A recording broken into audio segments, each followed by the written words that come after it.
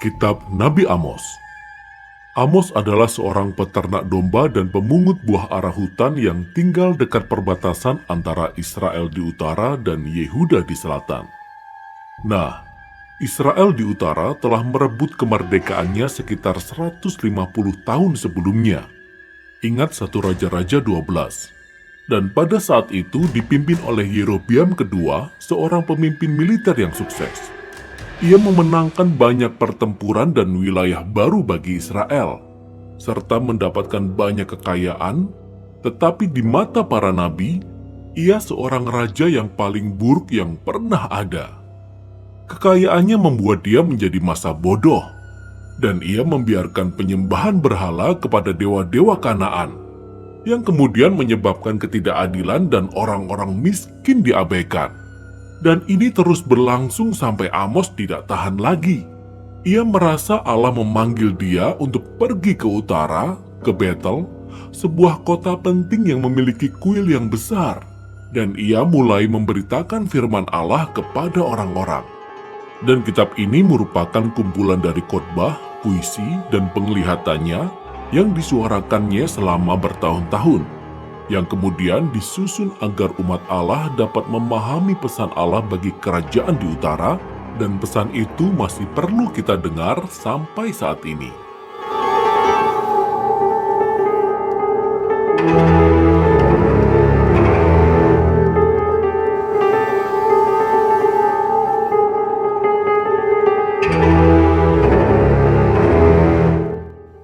Kitab ini memiliki susunan yang cukup jelas. Pasal 1 dan 2 berisi serangkaian pesan untuk bangsa-bangsa termasuk bangsa Israel. Kemudian pasal 3-6 berisi kumpulan puisi yang mengungkapkan pesan Amos kepada orang-orang Israel dan para pemimpinnya.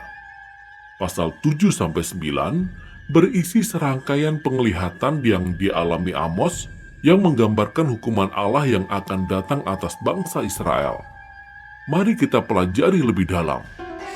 Kitab ini diawali dengan serangkaian puisi pendek yang menuduh semua bangsa-bangsa di sekitar Israel melakukan kekerasan dan ketidakadilan. Ini agak aneh, karena kalimat pembuka kitab ini menuliskan bahwa Amos akan menentang Israel. Namun, perhatikan apa yang terjadi. Selagi Amos menyebutkan nama-nama semua bangsa di sekitar Israel ini, kita dapat melihat ia seperti sedang membuat lingkaran di atas peta, dan Israel berada tepat di tengah seperti sebuah sasaran di titik bidik. Dan kepada Israel, Amos melontarkan tuduhan dalam bentuk puisi yang 3 kali lebih panjang dan lebih keras daripada puisi lainnya. Ia menuduh orang-orang kaya di Israel mengabaikan orang-orang miskin dan membiarkan banyak ketidakadilan di negeri mereka, khususnya dengan membiarkan orang-orang miskin dijual sebagai budak karena hutang dan kemudian mengabaikan hak-hak hukum mereka. Dan Amos bertanya, inikah keluarga yang pernah diperlakukan dengan tidak adil dan diperbudak di Mesir? Keluarga yang telah diselamatkan oleh Allah dari penindasan dan perbudakan? Ini semua harus diakhiri, kata Amos. Allah sudah tidak tahan lagi denganmu.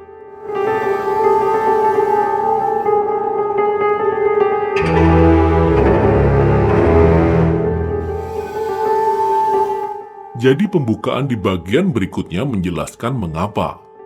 Allah berfirman, banyak keluarga di atas bumi, tetapi hanya kamu Israel, keluarga yang telah kupilih.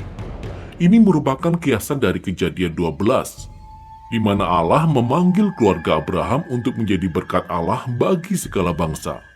Kemudian Allah berkata, sebab itu aku akan menghukum kamu karena segala kesalahanmu.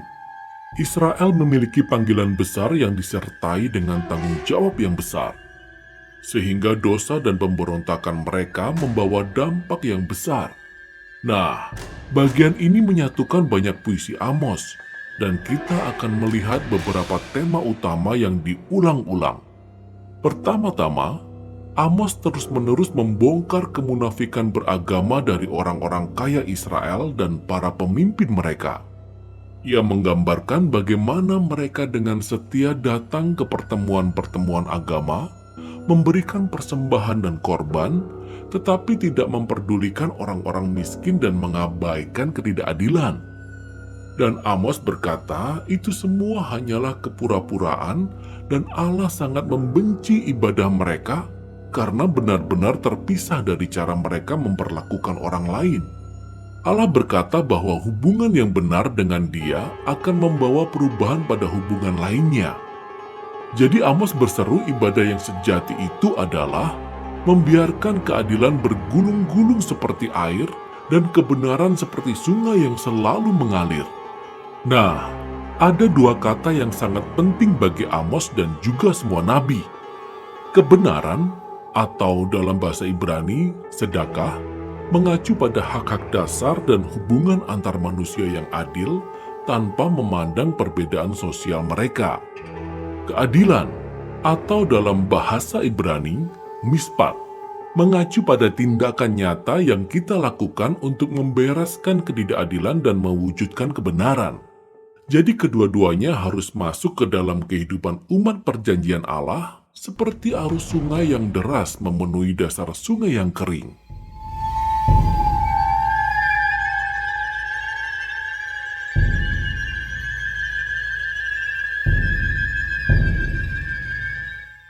Tema berikutnya adalah tuduhan Amos yang berulang-ulang atas penyembahan berhala bangsa Israel. Ingat ketika kerajaan di utara memisahkan diri dari Yehuda di selatan, raja mereka membangun 2 kuil baru untuk menyaingi bait suci Salomo di Yerusalem. Dan ia menempatkan anak lembu emas di masing-masing kuil. Ingat 1 Raja-Raja pasal 12. Sejak saat itu bangsa Israel mengumpulkan lebih banyak berhala. Mereka menyembah dewa seks, dewa cuaca, dan dewa perang. Dan dalam pandangan Amos, penyembahan terhadap dewa-dewa ini selalu berakibat kepada ketidakadilan. Karena dewa-dewa ini tidak menuntut taraf keadilan dan kebenaran yang sama seperti Allah Israel. Apalagi dewa-dewa ini sendiri tidak bermoral. Namun tidak demikian dengan Allah Israel. Ia berbeda. Allah dapat berkata, "Carilah aku maka kamu akan hidup." Tetapi setelah itu, ia juga berkata kepada bangsa Israel, "Carilah yang baik dan jangan yang jahat, supaya kamu hidup." Jadi ibadah yang sejati kepada Sang Pencipta, Allah Israel, itu sama dengan melakukan kebaikan dengan kemurahan hati dan keadilan. Dan tema terakhir dalam bagian ini adalah karena bangsa Israel dan raja mereka telah menolak Amos serta nabi-nabi lainnya, maka Allah akan mendatangkan hari Tuhan, yaitu hari di mana Allah akan mengadili bangsa Israel dengan dahsyat dan mengerikan. Dan secara khusus, Amos menubuatkan bahwa sebuah bangsa yang kuat akan datang, menaklukkan dan menghancurkan kota mereka, serta membawa mereka ke dalam pengasingan. Dan kita tahu nubuatannya menjadi kenyataan.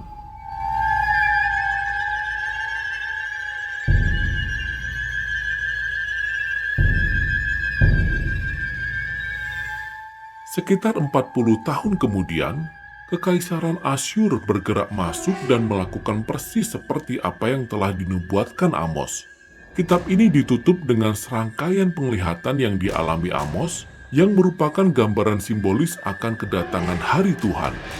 Amos melihat bangsa Israel dihancurkan oleh kawanan belalang dan kemudian oleh api yang menghanguskan. Dan kemudian mereka ditelan seperti buah yang terlampau matang. Dan dalam penglihatannya yang terakhir, Amos melihat Allah memukul tiang kuil berhala Israel di Betel dengan keras. Dan seluruh bangunan itu pun runtuh. Inilah gambaran akan keadilan Allah atas para pemimpin dan dewa-dewa bangsa Israel. Kesudahan mereka pun akhirnya tiba. Namun tiba-tiba di paragraf terakhir, kita melihat secercah harapan. Paragraf tersebut menggambarkan bangsa Israel sebagai bangunan yang sudah hancur, tetapi Allah berkata bahwa dari reruntuhan ini, suatu hari ia akan mendirikan kembali Pondok Daud. Dengan kata lain, Allah akan mengutus Raja Mesias di masa depan dari garis keturunan Daud, dan ia akan membangun kembali keluarga umat Allah, yang ternyata juga termasuk orang-orang dari segala bangsa. Semua kehancuran yang disebabkan oleh dosa bangsa Israel dan penghakiman Allah akan dipulihkan pada hari itu. Nah, paragraf terakhir ini sangatlah penting karena menjadi satu-satunya pengharapan di balik penghakiman dan juga membantu kita memahami bagaimana kitab ini menelusuri hubungan antara keadilan Allah dan belas kasihannya. Jika Allah itu baik, Ia harus menentang dan menghakimi kejahatan di tengah-tengah bangsa Israel dan bangsa-bangsa lainnya. Namun tujuan jangka panjang Allah adalah untuk memulihkan dunianya dan membangun sebuah keluarga perjanjian yang baru. Dan melalui perkataan Amos, sampai hari ini kita masih mendengar seruannya untuk belajar dari kemunafikan dan bencana yang dialami bangsa Israel. Dan juga untuk melakukan penyembahan yang benar kepada Allah, yang akan selalu mendatangkan keadilan dan kebenaran, serta kasih kepada sesama kita. Dan inilah inti dari kitab Amos.